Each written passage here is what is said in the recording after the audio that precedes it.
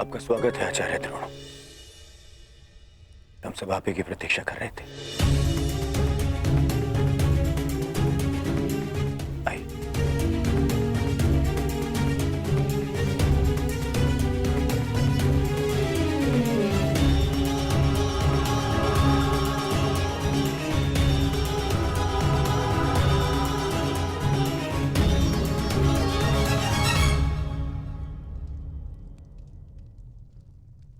मेरी मंत्रणा स्मरण है न मेरे होने वाले सम्राट?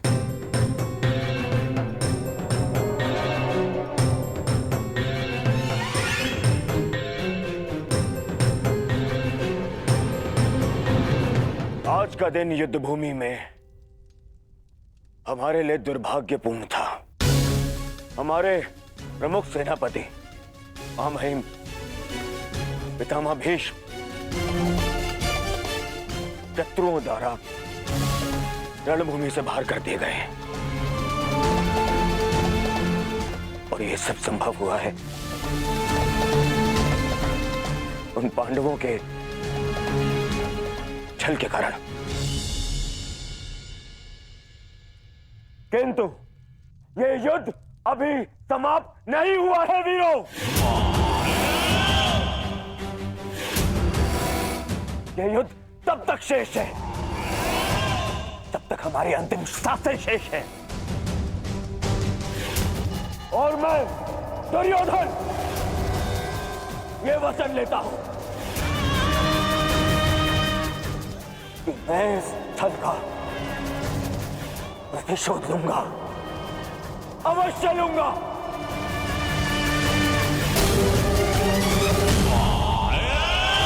परंतु सेना का नेतृत्व करने के लिए एक कुशल सेनापति का होना आवश्यक है। और मेरे इस सेना का नेतृत्व कौन करेगा इसका निर्णय मैं ले चुका हूं। हमारी सेना का नेतृत्व करेगा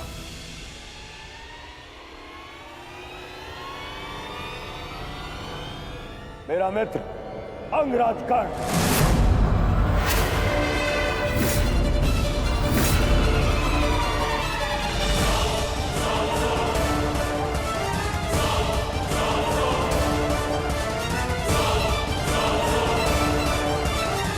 बस दुर्योधन,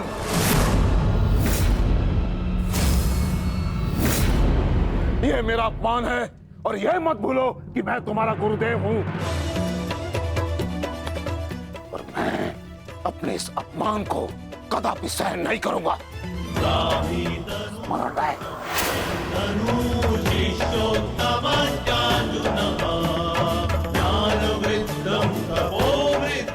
आज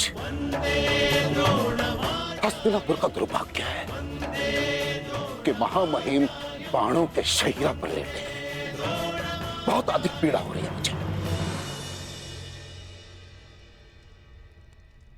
मुझे हस्तिनापुर लाया गया महामहिम द्वारा और किसी का द्वारा नहीं। और यदि महामहिम ने इस सूत पुत्र को अपने सेना में भाग लेने नहीं दिया तो मैं इस सूत पुत्र के अधीन रहकर इसके नेतृत्व में युद्ध कैसे कर सकता हूं।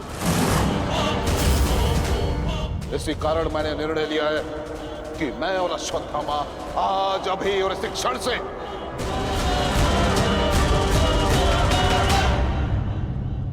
कौरवों के पक्ष का त्याग करते हैं।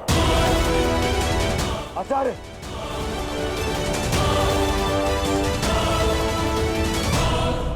क्षमा करें पिताश्री, किंतु कर्ण के अधीन रहकर मुझे युद्ध लड़ना है या नहीं,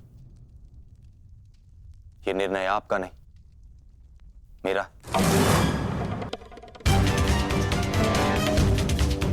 आप मेरी ओर से निर्णय नहीं ले सकते। बस, अपने पिता और आचार्य से विवाद करने की अनुमति ना तो धर्म देता है और ना ही तुम्हारे भीतर का योद्धा। और एक योद्धा भी किस पक्ष से युद्ध करेगा, इसका निर्णय ना तो उसके आचार्य लेंगे और ना ही उसके पिताश्री।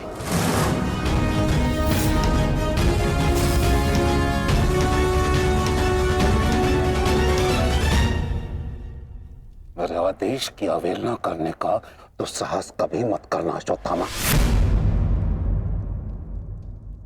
निर्णय ले लिया है मैंने कि आज अभी और इस क्षण से हम कौरवों के पक्ष का त्याग कर रहे हैं।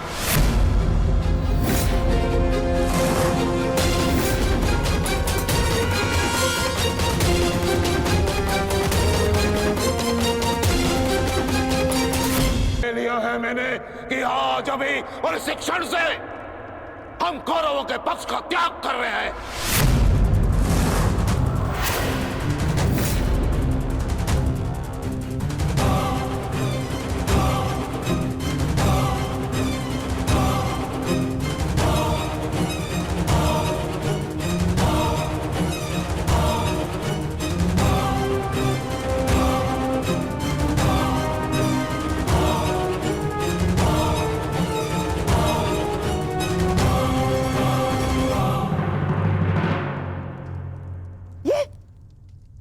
ये क्या किया तुमने?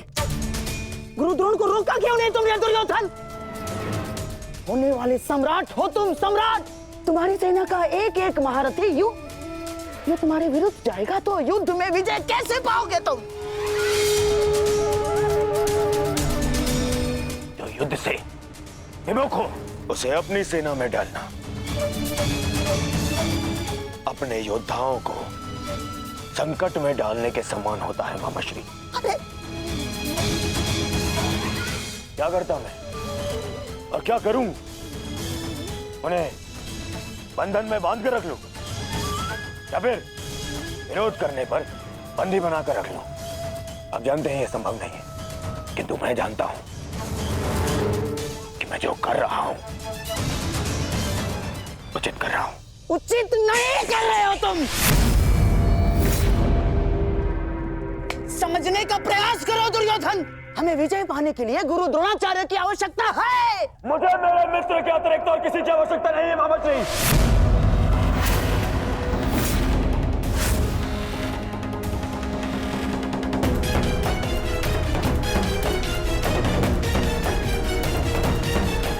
आओ सेनापति कर्ण, तुम्हारा स्वागत है। बताओ हम सबको कल के लिए हमारी क्या व्यू रचना रहेगी? मित्र, गांधार नरेश उचित कह रहे हैं। इस युद्ध को जीतने के लिए हमें गुरु द्रोण की आवश्यकता है। हाँ, देखो समझाओ इसे, समझाओ इसे। व्यू रचने में उनसे अधिक श्रेष्ठ और कोई नहीं, और पितामह के पश्चात केवल गुरु द्रोण हैं जो सभी पांडवों की दुर्बलता जानते हैं। इसलिए उनका हमारे पक्ष में होना बहुत आवश्यक है मित्र, और मैं तुम्हारी सुरक्षा के लिए सदैव तत्पर रहूंगा मित्र। ये मेरा वचन है। परंतु कर्ण, अब क्या किया जाए?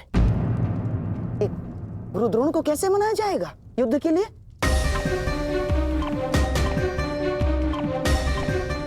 मेरे पास उपाय है। हाँ, कैसा उपाय अंगराज? गुरु द्रोण कल युद्ध में प्रस्तुत रहेंगे।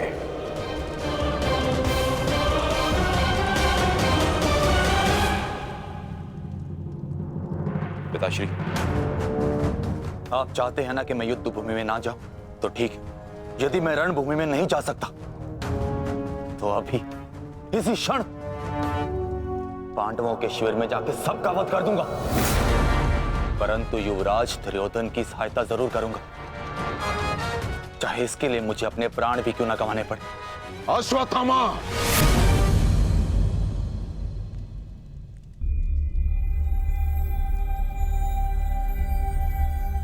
बात को समझने का प्रयत्न करो।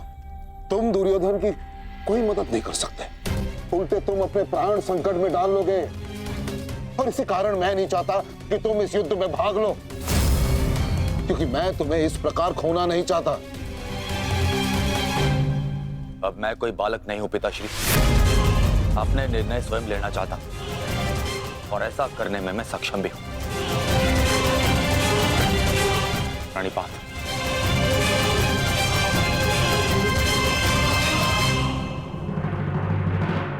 अब तक तो पितामह कौरव की रक्षा करते आए, परंतु अब कौरव की ढाल शेष नहीं। मैं विकोदर भीम उन पापियों का नाश करना आरंभ कर दूंगा। कौरव का नाश करने की प्रतिज्ञा पूर्ण करने का अब समय आ गया है। हाँ भ्राताश्री, जिसकी प्रतीक्षा थी वो समय आ गया। सूर्य उदय होते ही हम सभी इस युद्ध की समाप्ति का आरंभ करेंगे।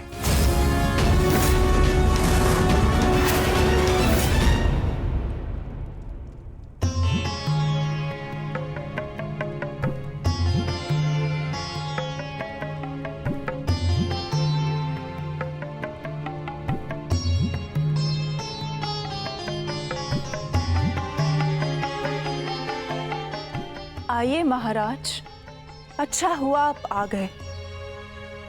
मेरा स्वयं ही आपसे बात करने का मन हो रहा था। जब से ये युद्ध आरंभ हुआ है गांधारी, तुम इन दीपकों का विशेष ध्यान रख रही हो, परंतु क्यों? मेरे सभी पुत्र उस युद्ध में गए हैं महाराज, और इसीलिए मैंने इन 100 दीपकों को अपने 100 पुत्रों की लंबी आयु की प्रार्थना के लिए जलाया है।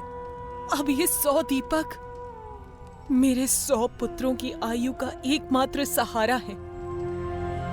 कहीं इन दीपकों को संभालते संभालते तुम अपने हाथ न जला लेना गांधारी। नहीं महाराज, जब एक माता अपने शिशु को जन्म देती है तो उसे अपने आप ही ज्ञात होता है कि उसका शिशु क्यों रो रहा है। एक पुत्र को कभी अपनी माता को अपने रुदन का कारण बताने की आवश्यकता नहीं होती।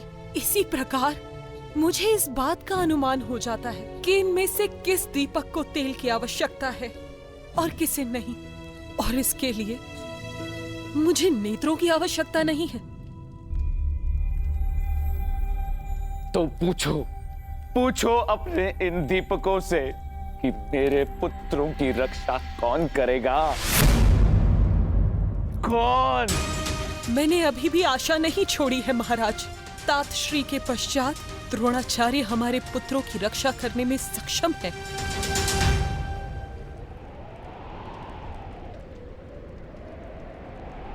गुरुद्रोण बाहर आइए, शीघ्र बाहर आइए।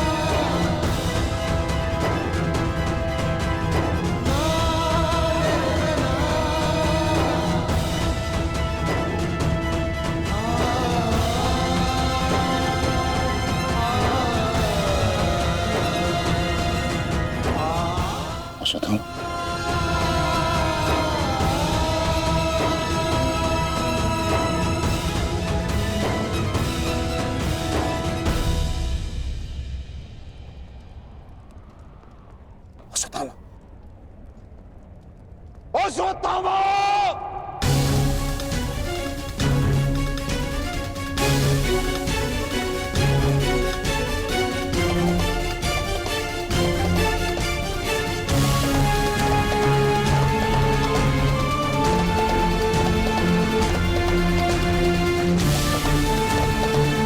किसने किया ये सब पंगा?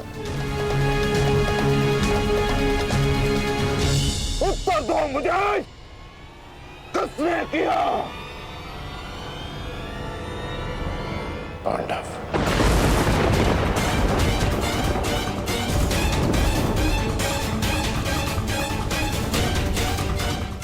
आज उन दुष्टों ने मुझे पुत्र विहीन कर दिया। युद्ध की घोषणा करो। मैं उनके संपूर्ण वंश को एक साथ समाप्त कर दूंगा अंगराज।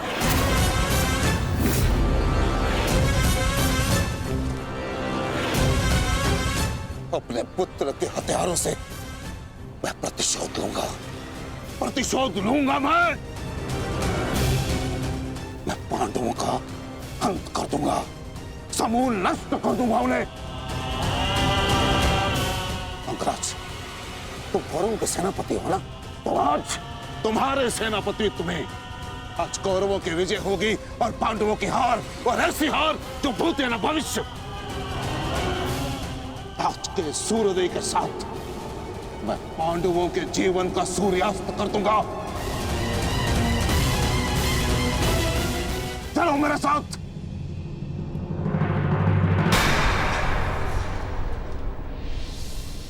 अब किस बात की प्रतीक्षा है अंगराज? सूर्योदय होने वाला है, चलो मेरे साथ।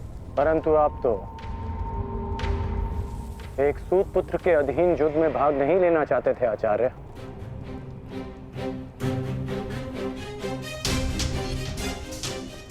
परंतु यह समय स्पष्टीकरण देने का नहीं अंगराज, यह समय है स्पष्ट प्रहार करने का, केवल और केवल आक्रमण करने का।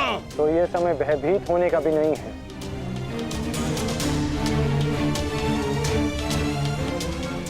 घुमा फिरा के बातें मत करो अंगराज, जो कहना है स्पष्ट रूप से कहो। कहना क्या चाहते हो तुम? सत्य कहना चाहता हूं आचार्य। आपने ये युद्ध मेरे सूत पुत्र होने के कारण नहीं छोड़ा था।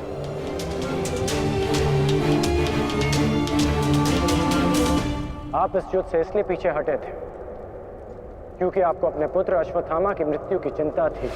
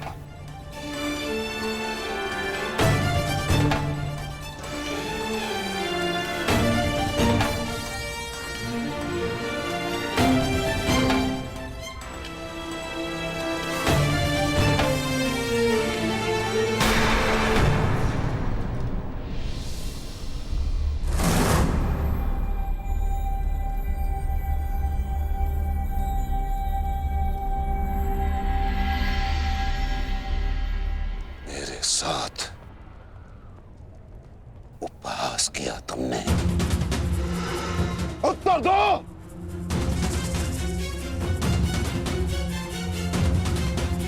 मैं क्षमा चाहता हूं आचार्य, परंतु मैंने ये सब आपका उपहास उड़ाने के लिए नहीं, आपको सत्य का आभास कराने के लिए किया है। मैं केवल उस योद्धा को चिंता के भंवर से निकालना चाहता था जिसकी इस समय कौरव सेना को सबसे अधिक आवश्यकता है। आपके युद्ध न लड़ने का कारण मुझे आरंभ से ही ज्ञात था।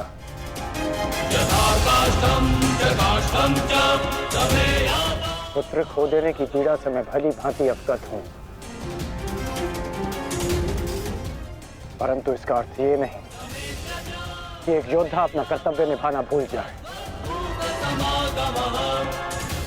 जो आक्रोश आपने अभी दिखाया, यदि वही आक्रोश आप युद्ध भूमि में रखेंगे तो ये मेरा विश्वास है कि आप कौरव सेना और अपने पुत्र को सदैव सुरक्षित रख पाएंगे।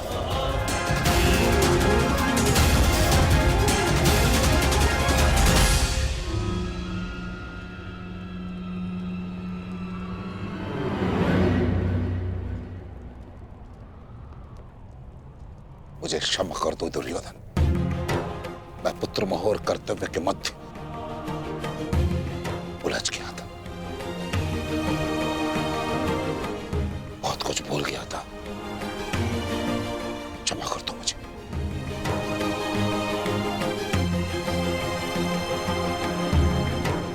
गुरु द्रोण, आप सेनापतित्व स्वीकार कर कौरवों की जीत सुनिश्चित करें और आपके पुत्र की सुरक्षा मैं सुनिश्चित करूंगा।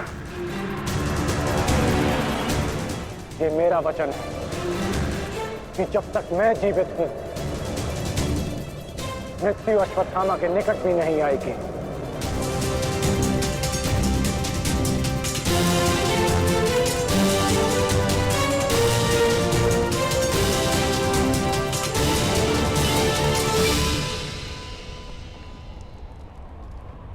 आपको इस प्रकार कष्ट देने के लिए मैं आपसे क्षमा चाहता हूं पिताश्री, किंतु आपका पुत्र और एक शिष्य होने के नाते मैं आपको अपयश का भागी होने से बचाना चाहता हूं। पिताश्री, मैं आपसे एक वचन मांगना चाहता हूं कि जिस क्षण आप रणभूमि में उतरेंगे उसी क्षण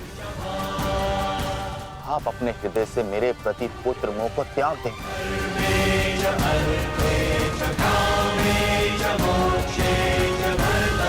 और पूर्ण रूप से युद्ध को समर्पित हो जाएंगे। वचन दीजिए पिताश्री, मुझे वचन दीजिए।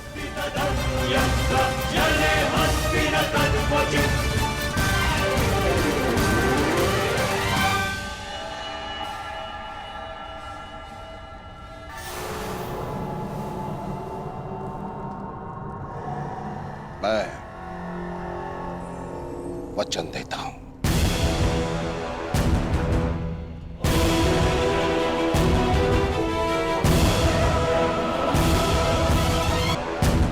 वचन देता हूं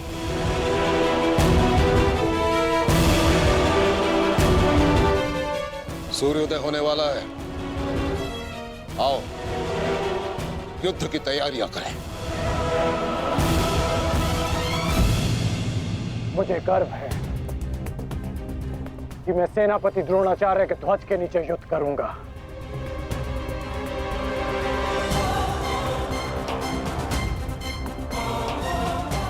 मैंने तुम्हें पहले भी कहा है मित्र, मुझे तुम पर पूर्ण विश्वास है। तुम्हारा हर एक निर्णय मेरे ही हित में होगा।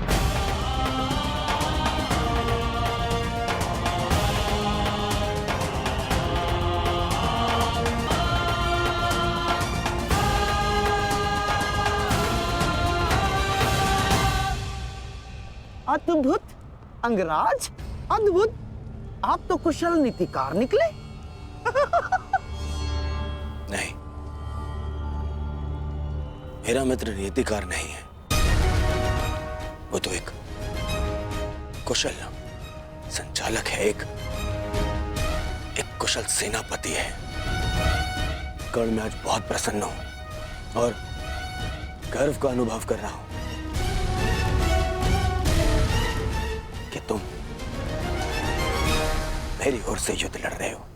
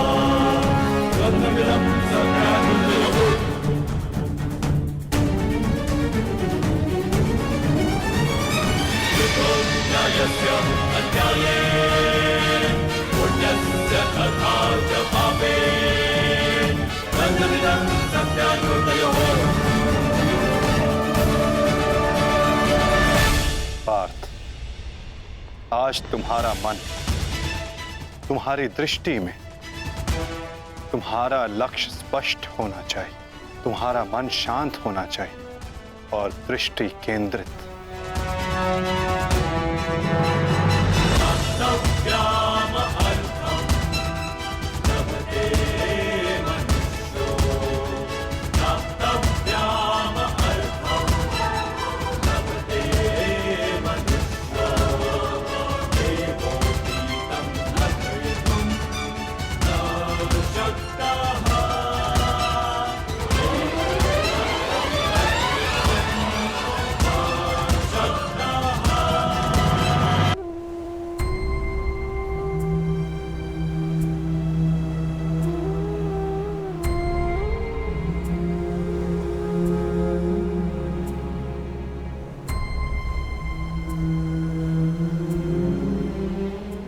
मुझसे कुछ मांगने आई हो सुप्रिया? जो मैं आपसे मांगना चाहती हूँ वो आप मुझे नहीं दे सकते अंगराज। क्या चाहिए तुम्हें? एक माता अपने पुत्र का जीवन मांगती है। मेरे पुत्र हुसैन का जीवन मांगती हूं मैं आपसे। दे सकते हैं? नहीं ना, क्योंकि इतने बड़े दानवीर भी नहीं हैं आप अंगराज, इसलिए अनुमति मांगने आई, जाने की अनुमति। मुझे समय चाहिए, तब तक जब तक मुझे आपको देखकर मेरे पुत्र की याद आनी बंद हो जाए।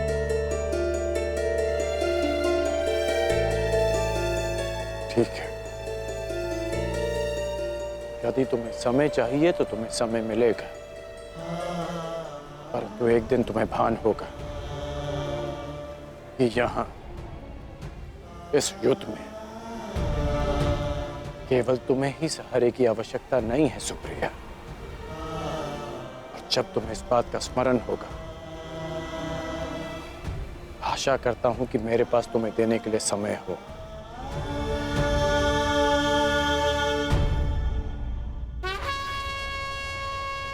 युद्ध का 11वां दिन।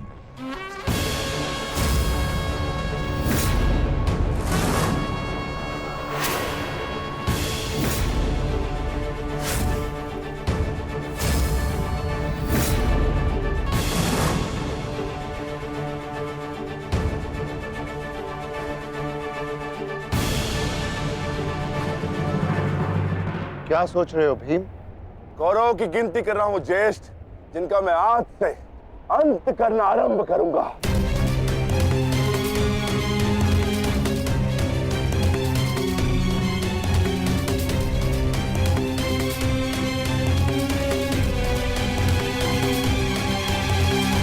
कौन कहा है? आचार्य द्रोण, युद्ध आरंभ होने वाला है, परंतु मित्र कर्ण कहां रह गया? कहां है वो?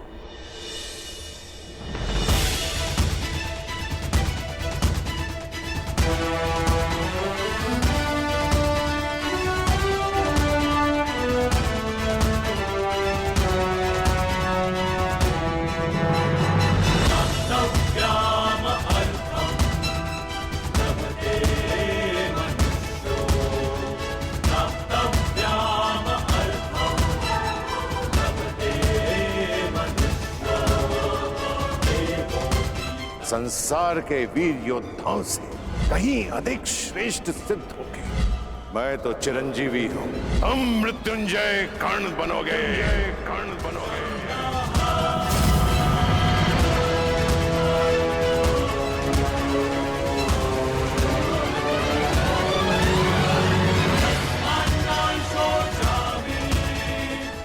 कल से यह रणभूमि तुम्हारे सामर्थ्य और पराक्रम की साक्षी बनेगी। मृत्यु यार, यदि तू आने को प्रसन्न मुख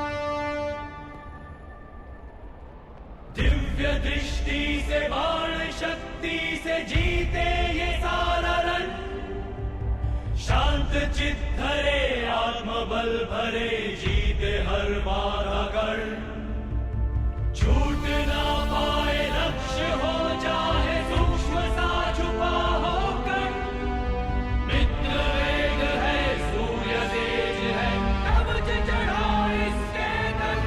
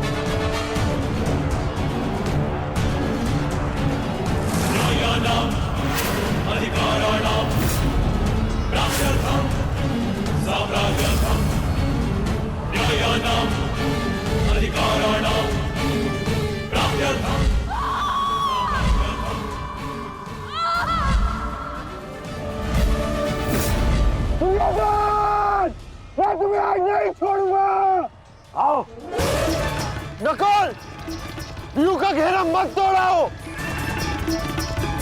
ठहरो नकुल, ठहरो। सहदेव, हमें नकुल की सहायता के लिए उसके पीछे जाना होगा अभी।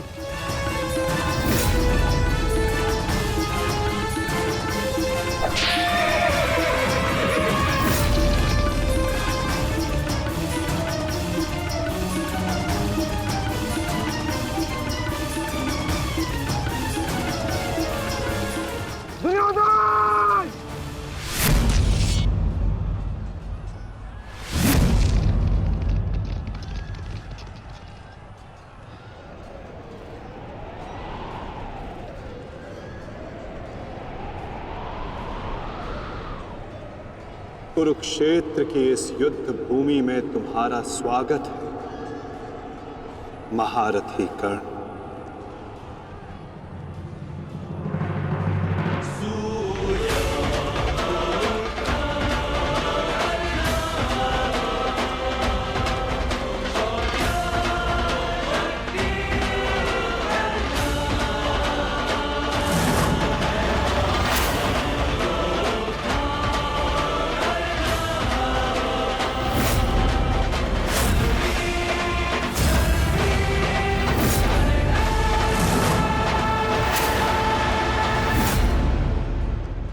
मेरा मित्र आ गया।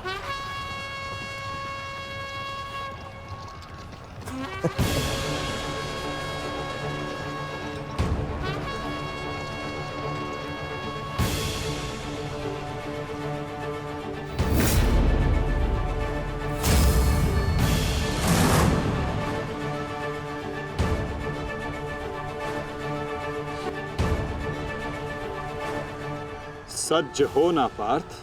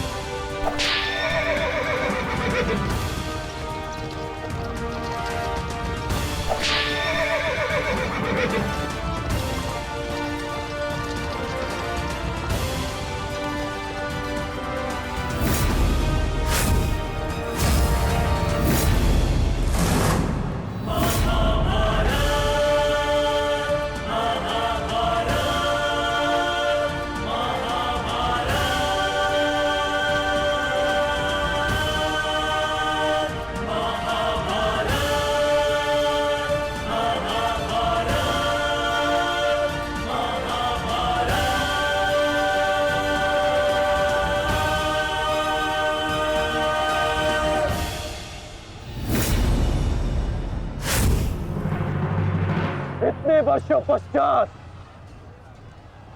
वो समय आ गया जिसकी मुझे प्रतीक्षा थी।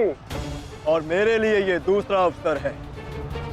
विराट में मैं तुम्हें परास्त कर चुका हूं, आज पुनः इस कुरुक्षेत्र में परास्त करूंगा। नहीं अर्जुन, इस कुरुक्षेत्र में इस युद्ध का केवल एक ही परिणाम होगा। हम दोनों में से किसी एक की मृत्यु।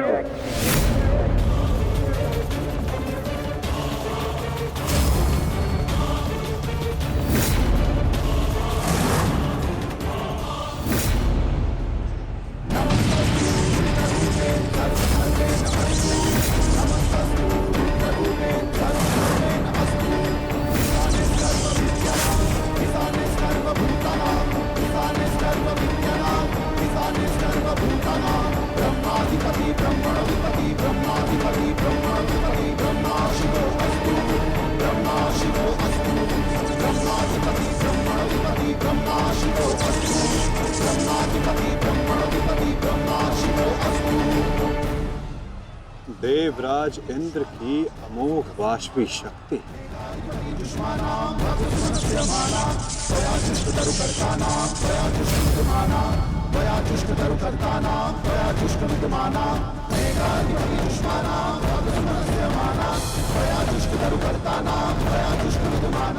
आज तुम्हारे लिए अत्यंत भाग्यशाली दिन है अर्जुन,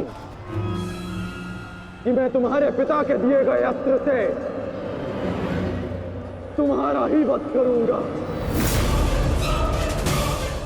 सावधान अर्जुन! इसी क्षण तुम्हारा अंत कर सकता हूं, परंतु मैं ऐसा नहीं करूंगा।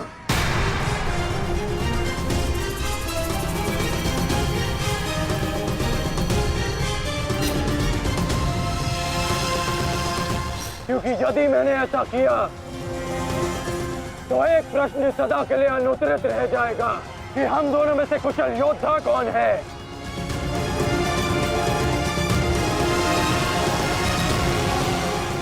किस प्रश्न की बात कर रहे हो अंगराज? यदि मैं इंद्रदेव के दिए गए अस्त्र से अर्जुन का वध कर देता हूं तो सभी ये कहेंगे कि मैं अर्जुन से ध्वंस करने में भयभीत हो गया, इसलिए मैंने युद्ध के आरंभ में ही इस अस्त्र का प्रयोग किया। अर्जुन, तुम्हें स्मरण है ना कि मैंने तुमसे क्या कहा था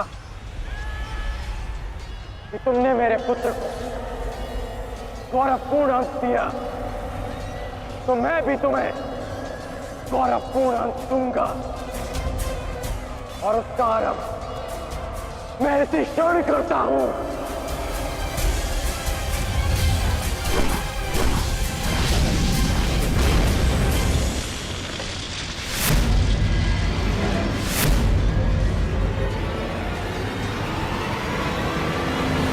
तुम्हें जिस अस्त्र का प्रयोग मुझ पर करना है तुम कर सकते हो कर्ण, क्योंकि मुझे स्वयं के समर्थ पर पूर्ण विश्वास है। आज मैं सिद्ध कर दूंगा कि मैं तुमसे अधिक कुशल योद्धा हूं। शीघ्र ही यह सिद्ध हो जाएगा कि कौन अधिक कुशल है।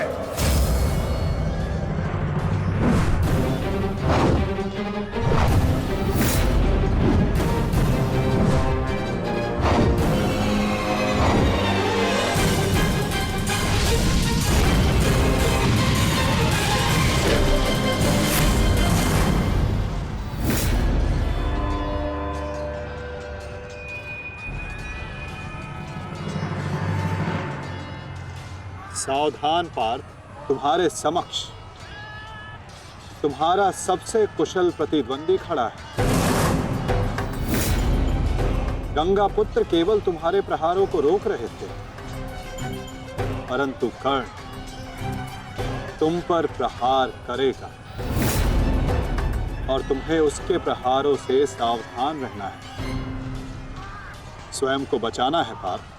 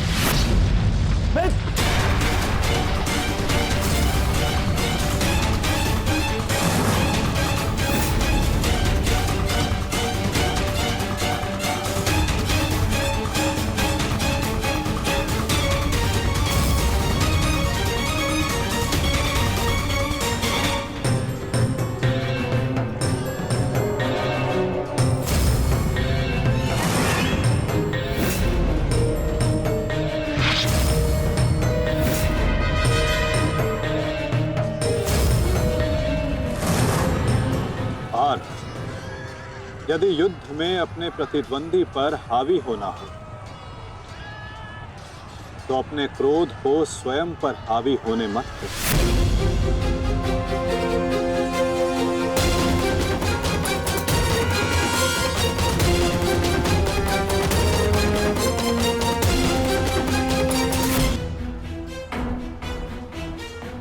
पिताश्री, आपके इस पुत्र को किसी दिव्य कवच की आवश्यकता नहीं है।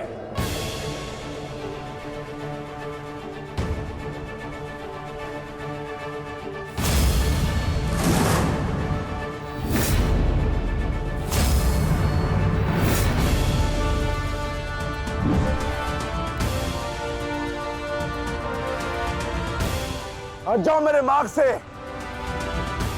मेरा लक्ष्य वो 100 कौरव भाई है, तुम लोग नहीं।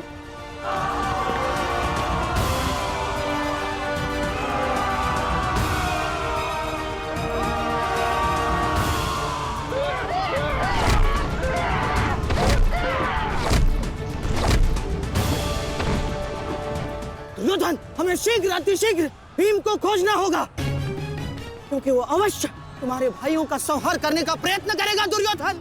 ठीक है मामाश्री।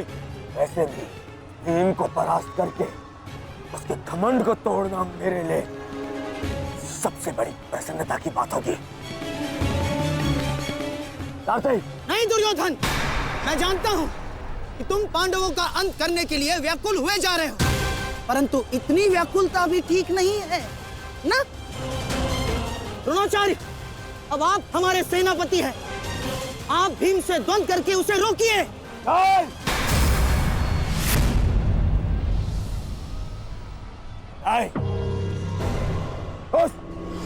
उस भीम के लिए मैं ही पर्याप्त हूँ और किसी को उसके लिए जाने की आवश्यकता नहीं है।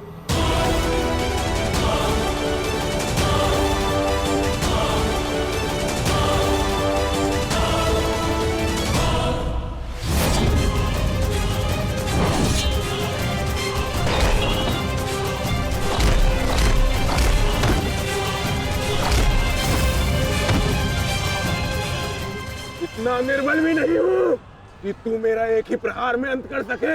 तुम्हें ऐसा लगता है कि मैं तुमसे अधिक शक्तिशाली हूँ, तो जाओ, जाकर अपने भाइयों को अपने मृत्यु के लिए आमंत्रित करो। जाओ।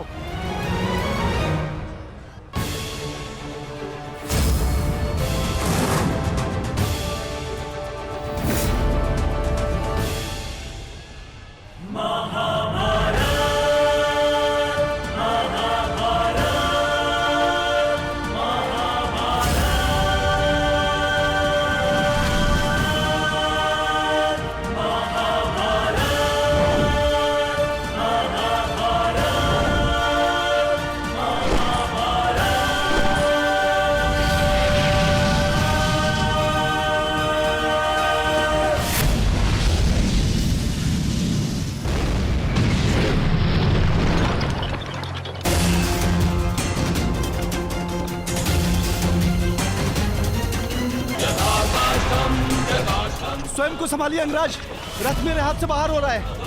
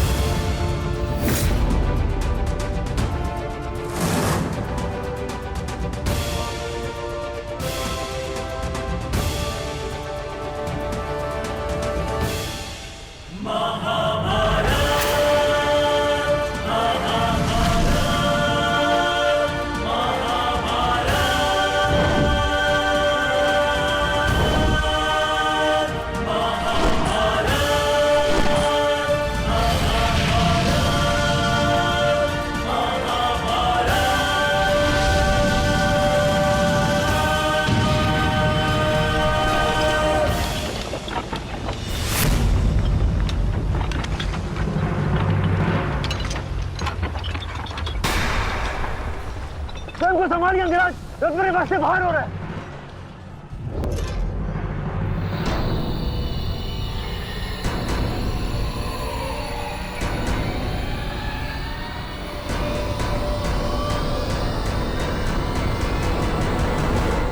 आदेश करें अंगराज। जब परिस्थिति पीछे ढकेले तो मनुष्य को आगे बढ़ परिस्थिति को पीछे ढकेल देना चाहिए।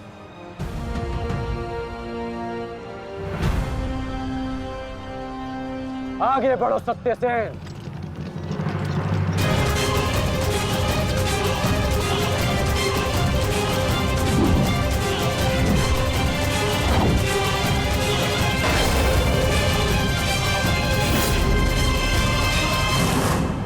पिछली बार वो भाग्यशाली निकला, परंतु हर बार उसका भाग्य उसका साथ नहीं देगा। आचार्य, मैं जाके उस भीम को संभालता हूं। आप यहां रुक के सेना का नेतृत्व की। चलो साथ ही।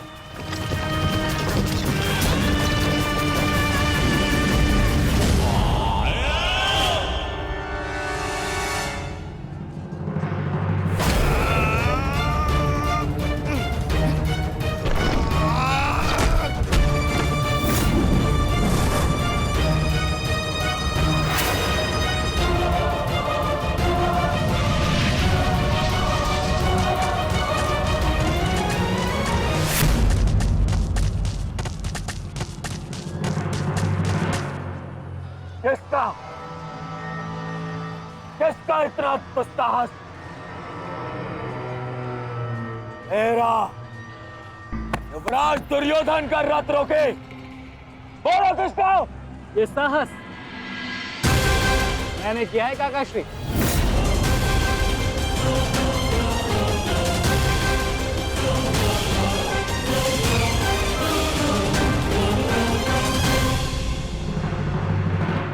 अब बताओ गदाधारी भीम, हम पांचों के साथ युद्ध करने में तुम्हें कहीं भय तो नहीं लग रहा है? भय और भीम को तुम कौरव भाइयों से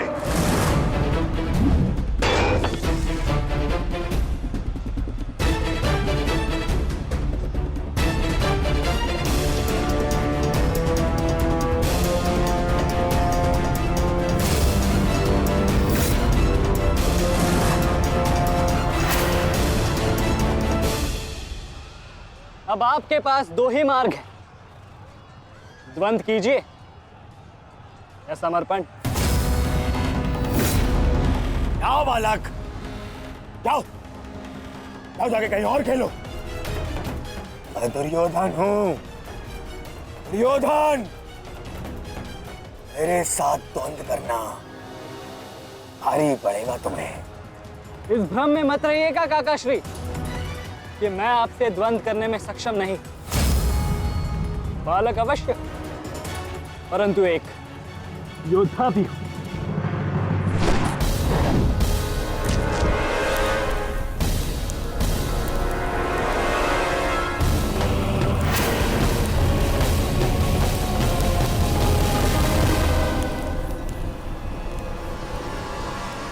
उत्तम,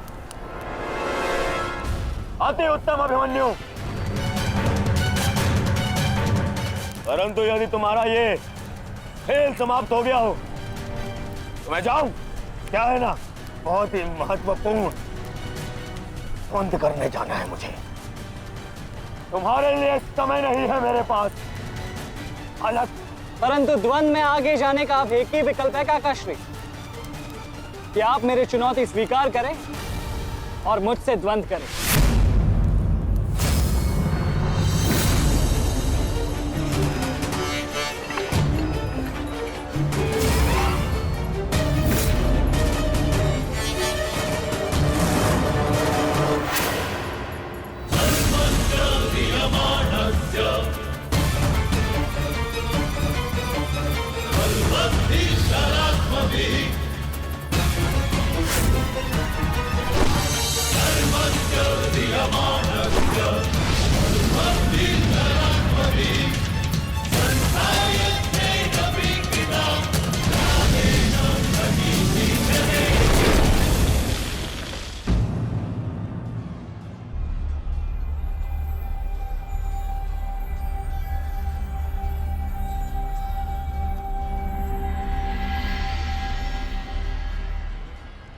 ऐसा शीन प्रहार जो मेरे रथ को हिला भी ना पाया।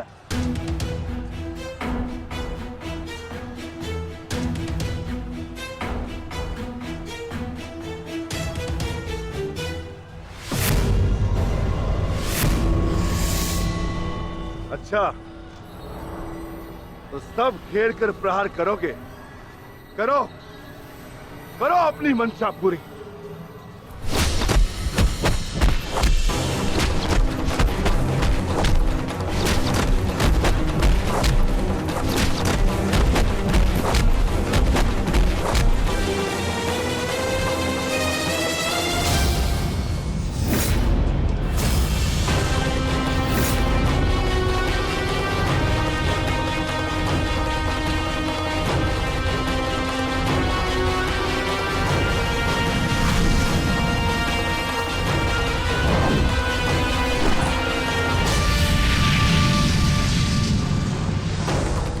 सावधान अंगराज।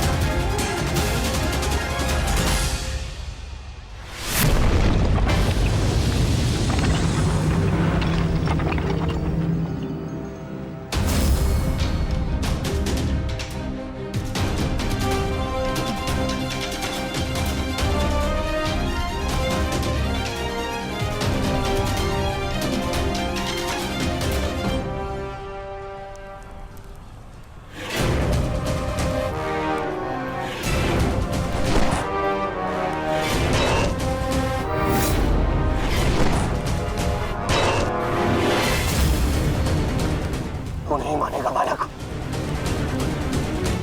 नहीं मानेगा तू तो ठीक है। मेरे हाथों मृत्यु को प्राप्त होने के लिए तत्पर हो जा।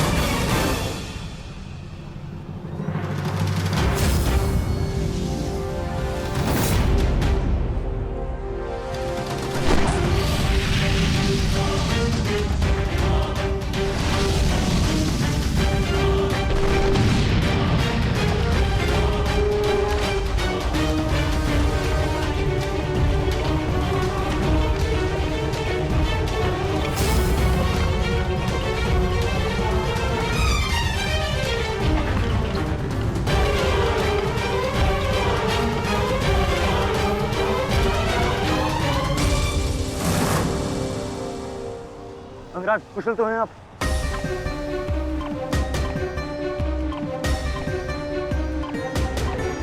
हाँ। परंतु अगर ऐसे ही चलता रहा तो शीघ्र ही अर्जुन हमें इस कुरुक्षेत्र से बाहर निकाल देगा। क्या करें अंगराज?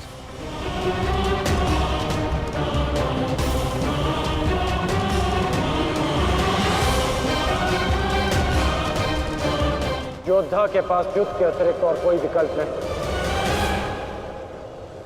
आगे बढ़ो सत्यसेन।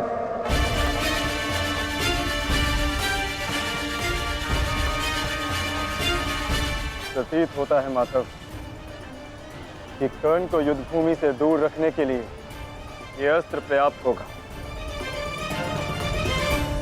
किसी निर्णय पर शीघ्र पहुंच जाना उचित नहीं होता पार्थ।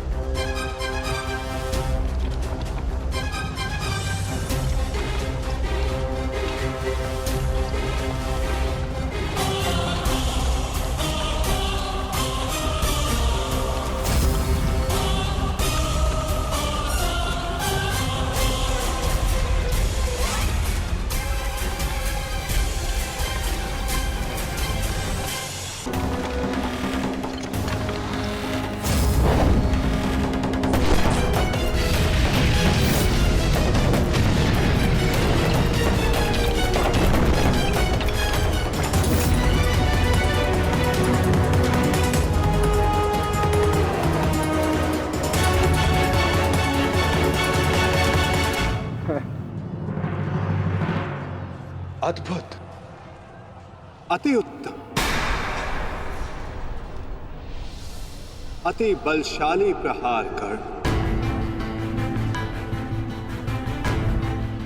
तुम वास्तव में एक कुशल योद्धा हो कर्ण।